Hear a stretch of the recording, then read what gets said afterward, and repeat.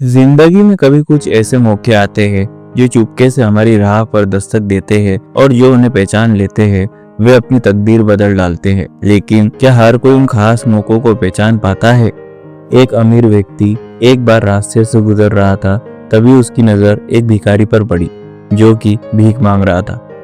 भिखारी दिखने में अट्टा कट्टा और जवान था, इसीलिए उस अमीर आदमी से नहीं रहा गया और वो भिखारी के पास जाकर बोला, तुम दिखने में इतने हट्टे कट्टे हो, जवान हो, तुम्हें भीख मांगते हुए शर्म नहीं आती? भिखारी बोला, हाँ शर्म आती है, लेकिन भूख मिटाने के लिए मेरे पास और कोई चारा भी तो नहीं है। व्यक्ति बोला, तुम कहीं काम धंधा क्यों नहीं शुरू करते? भिखारी बोला, साहेब कोई मौका दे तब ना, मुझे कभी अवसर ही नहीं मिला कि मैं कुछ कर सकूं, इसीलिए भीख मांगना मेरी मजबूरी बन गई है। भिखारी की बात सुनकर व्यक्ति सोच में पड़ गया और कुछ देर बाद बोला, ठीक है, अगर ऐसी ही बात है तो मैं तुम्हें एक मौका देता हूँ, मेरे साथ काम करोगे? उस व्यक्ति की बात सुनकर भिखारी की आंखों में चमक आ गई। वो तुरंत बोला, हाँ हाँ साहब, क्यों नहीं, बताइए क्या करना है, मैं कुछ भी करने को तैयार हूँ। व्यक्ति बोला, मेरा एक चावल का प्लांट है, तुम्हें बस चावलों को बाजार जाकर बेचना है और जो पैसे इससे आएंगे हम उसे बांट लेंगे। भिखारी बोला, ठीक है साहब, आप मुझे मुनाफे का 5-10% जितना भी देंगे मेरे लिए पर्याप्त होगा। व्यक्ति मुस्कुराया और बोला, मैं तुम्हें 5-10% नहीं दूंगा, बल्कि 90% मैं तुम्हें दूंगा और उसका 10% तुम मुझे दे देना। व्यक्ति की ऐसी बातें सुनकर भिखारी 7वें आसमान पर पहुंच गया। भिखारी बोला, आप मुझे मुनाफे का 90% दोगे? आप कितने महान हो, दयालु हो, जो गरीब की मदद कर रहे हो। व्यक्ति उस भिखारी को अपने साथ ले गया और सारा काम समझा दिया।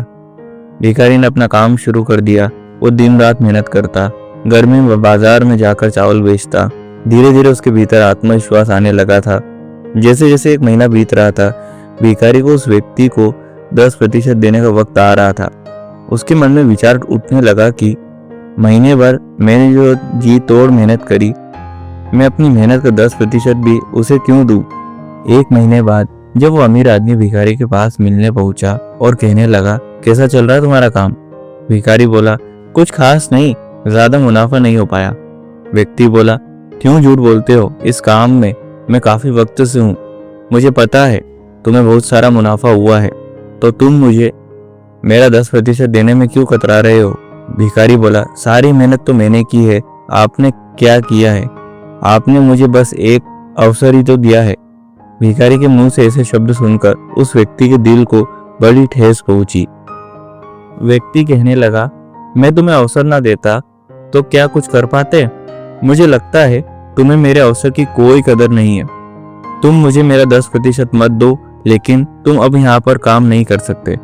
ऐसा सुनते ही भिखारी डर गया और कहने लगा, नहीं साहब, मुझसे ये मौका मत छीनो, मैं वापस उस जिंदगी में नहीं लौटना चाहता जहाँ मुझे भीख मांगनी पड़े।